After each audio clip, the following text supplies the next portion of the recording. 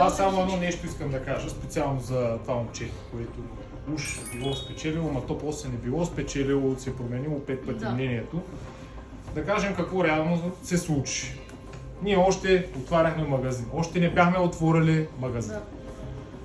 Пускаме тук топчета, тестваме някакви неща, правим някакви неща и се снима едно видео, което просто искаме да видим какво ще стане, ако направим видео, в което някой се тръгва с яка награда.